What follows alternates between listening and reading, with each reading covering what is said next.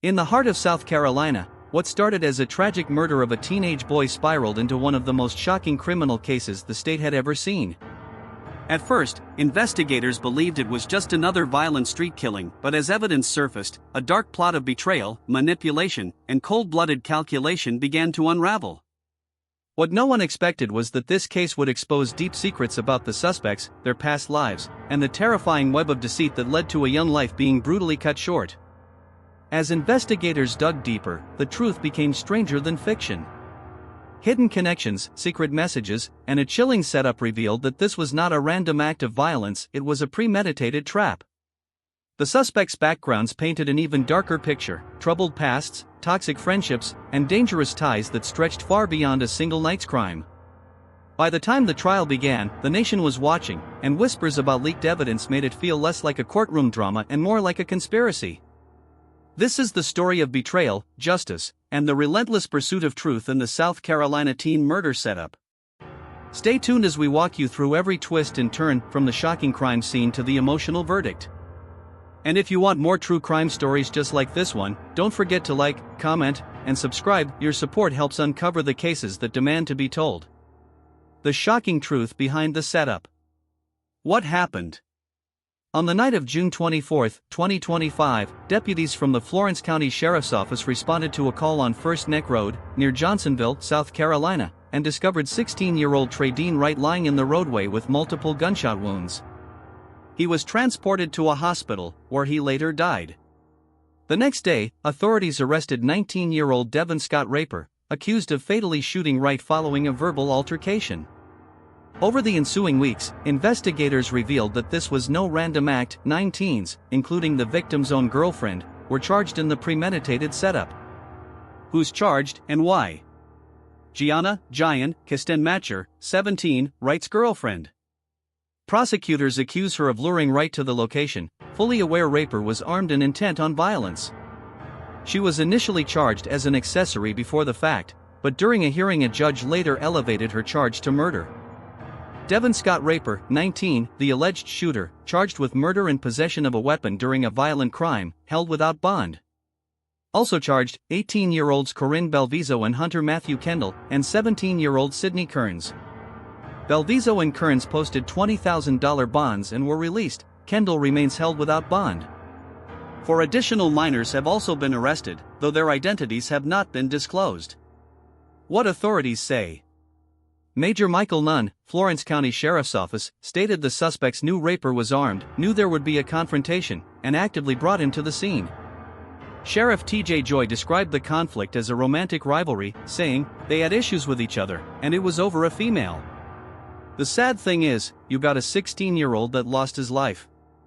You've got a 19-year-old who was going to be in jail the rest of his life. Over what? Who was Traydeen Wright? A rising sophomore at Johnsonville High School, Trey was a varsity athlete in football and baseball, a nature lover, dirt bike rider, and known for a bright, infectious smile. He worked at Vox Deer Processing and was remembered fondly in a GoFundMe campaign set up to support his family. But here's where the story takes a darker turn, with more secrets left to unravel. What strange dynamics and pressures drove a group of peers, including his girlfriend, to orchestrate such a betrayal? Coming, where we'll dig into the legal strategies and next steps for the accused, including Gianna's upcoming juvenile hearing and how prosecutors are approaching this case.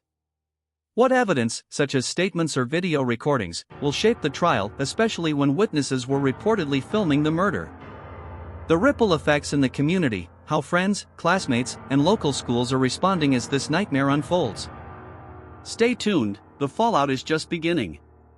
Unraveling the lives behind the crime. The key suspects, personal and legal profiles. Devin Scott Raper, 19, alleged shooter. A recent graduate from Conway High School, where he played as a wide receiver and cornerback on the football team. He has a prior record. In August 2024, he was arrested on accessory after-the-fact charges in an unrelated shooting. Those charges were dropped in February due to lack of witness cooperation. After the fatal June 24 incident, he was arrested June 25 and charged with murder and possession of a weapon during a violent crime. Bond was denied, and he remains in custody. His next court appearance is scheduled for August 19. Gianna Kistenmacher, 17, victim's girlfriend. A high school athlete, former soccer player and cheerleader at Atlantic Collegiate Academy. Charged as an accessory before the fact, accused of knowingly driving raper who was armed to the scene where he killed Wright. Initially granted bond with strict conditions including home confinement, electronic monitoring, no social media, and no contact with any involved parties. Corinne Elizabeth Belviso, 18. A senior at Atlantic Collegiate Academy and member of All-Star Cheer at Carolina Athletics. Formerly attended Myrtle Beach High School. Arrested and charged with murder, released on $20,000 bond. Hunter Matthew Kendall, 18. Arrested in connection with the case, charged with murder. Bond denied, remains in custody. Court appearance scheduled for September 17. Sydney Marissa Kearns, 17. Arrested, charged with murder. Released on $20,000 bond. For additional minors, unidentified. For unnamed minors have been charged, details withheld due to their age. At least one allegedly filmed the killing. The legal landscape and next steps. Suspect charges, bond status, court date. Devon S. raper, murder, weapon during violent crime denied, in custody August 19. Gianna Kistenmacher, accessory before the fact, released on bond, home confinement. Corinne Belviso, murder, $20,000 bond, released. Hunter Kendall, murder, denied bond, in custody September 17. Sydney Kearns, murder, $20,000 bond, released. For unknown minors, murder, details limited due to age, undisclosed. All suspects, though varying in age, are charged under South Carolina law, reflecting the principle that the hand of one being the hand of all, making accomplices answerable in serious crimes. Authorities continue to build a case that exposes a deeply disturbing betrayal by peers, ripple effects likely to shock the community for months. What comes next and the fallout? 1. Legal proceedings intensify. Each suspect will face hearings, evidence disclosures, and likely pretrial motions. Raper's August court date will be pivotal. 2. Evidence under scrutiny. With video recordings suspected, along with testimonies and possible digital traces, the prosecution may have a strong case. 3. Community impact. The case has rocked Johnsonville and Myrtle Beach. Grief, mistrust, and deep sorrow permeate. Parents, classmates, and neighbors are rallying in disbelief. 4. Media and public watch. Local outlets continue coverage as court dates unfold and motives are further revealed. What lies ahead? How will families of the accused respond? Desperation, guilt, or defiance? Will Kistenmacher cooperate or challenge charges in juvenile versus adult court? What broader signals does this send about youth violence and the frailty of trust? Stay tuned, where we'll follow court developments, courtroom dramas, and possibly a chilling confession or explosive new revelations. Inside the courtroom, the case begins. The first courtroom battles. Devon Scott Raper, 19, appeared in a packed Florence County courtroom on August 19, flanked by defense attorneys who argued he acted in the heat of the moment and should be eligible for bail. The judge disagreed, noting Raper's prior gun-related arrest and the brutality of the act, denying bond once more. Gianna Kistenmacher, 17, attended her juvenile hearing under heavy scrutiny. Prosecutors revealed that she texted Raper and others on the night of the murder, coordinating Trey's location. Her defense attorneys countered, claiming she never anticipated a shooting. The judge ruled that she will face trial as an adult. The role of evidence. Prosecutors introduced shocking new details. One of the unnamed minors allegedly recorded video of the murder on a cell phone. That footage is now in state custody. Reports say the video shows the group surrounding Trey before the shots rang out. Digital footprints, text messages, group chats, and social media exchanges paint a disturbing picture of a planned ambush rather than a spontaneous altercation. Emotional fallout in the community. At Johnsonville High School, where Trey once walked the halls, students held a candlelight vigil. Teachers described an atmosphere of fear and betrayal, as classmates wrestled with the knowledge that people their own age planned and executed the crime. Trey's family members sat in court wearing his sports jerseys. His mother wept openly when prosecutors described the setup, whispering, "How could they do this to him?" Where the case stands now. Raper, facing life in prison if convicted of murder. Kristen Matcher, now officially facing adult charges, her once clean image shattered. Belviso and Kearns, both free on bond but under strict monitoring. Kendall, still jailed without bond, awaiting September 17 hearing. For minors, case is sealed, but prosecutors hint more charges may follow. The prosecution has unveiled damning evidence, but what they hinted next could change everything. Whispers of a hidden motive beyond a simple love triangle are surfacing. Was Trey's death really over a girl, or were the teens influenced by something darker, peer pressure, jealousy, or even gang initiation? We'll break down the prosecution's master theory of the case, explore the chilling motives behind the betrayal, and reveal what's next as shocking testimonies begin to emerge in court. Stay tuned. The truth may be far more twisted than anyone expected. Inside the courtroom, the trial unfolds. Day 1, Jury Selection. The court filled with tense silence as potential jurors filed in. Prosecutors pressed hard, asking each juror if they could remain impartial despite the media frenzy surrounding the brutal teen murder. Defense attorneys, in contrast, tried to root out jurors with close ties to law enforcement, fearing bias against their young client.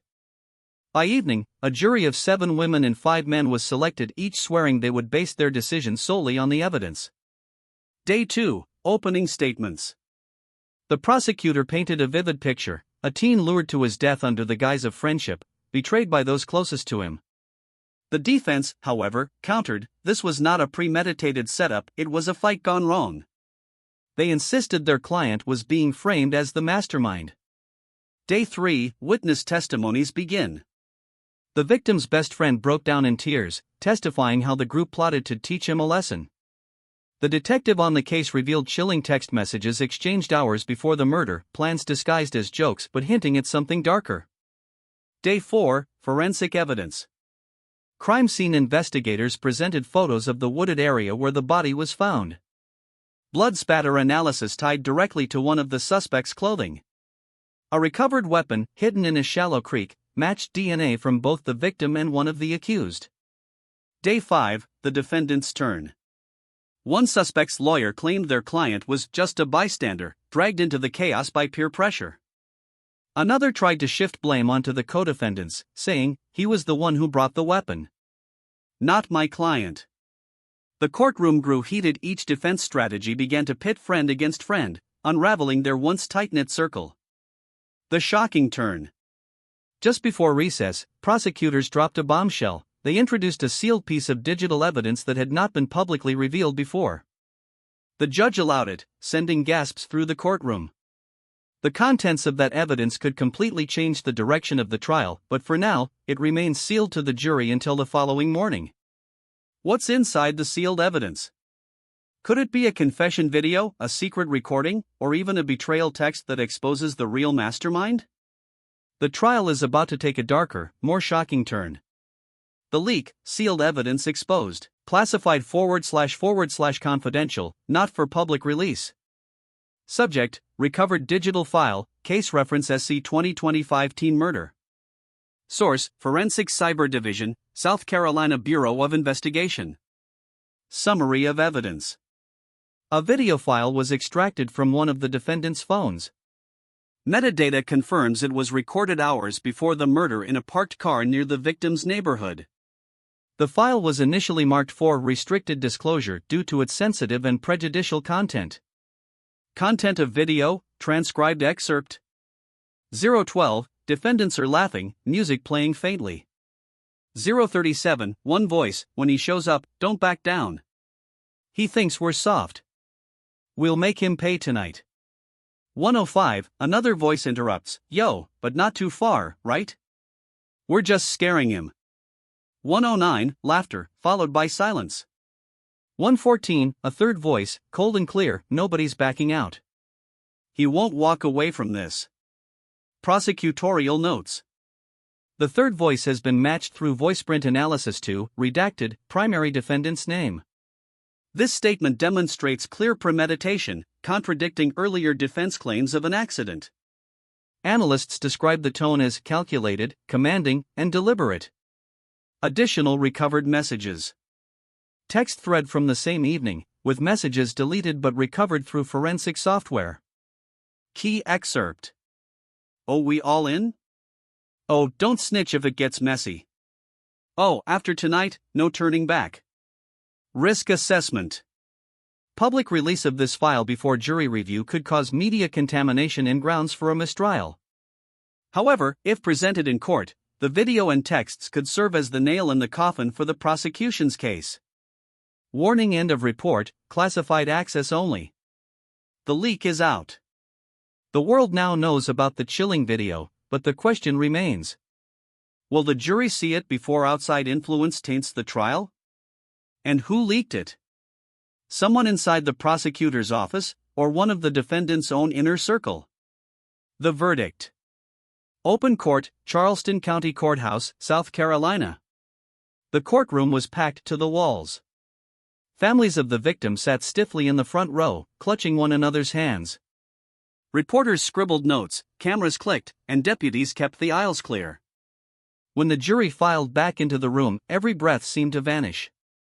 12 solemn faces carried the weight of weeks of testimony, leaked evidence, and raw grief. The judge asked the foreperson, "Have you reached a unanimous verdict?" The reply: "Yes, Your Honor." Verdict reading: Count 1, murder in the first degree, guilty. Count 2, conspiracy to commit murder, guilty. Count 3, possession of a weapon during a violent crime, guilty. Each count struck like a hammer. The defendants lowered their heads, one clenched his fists, another shook his head as if in disbelief.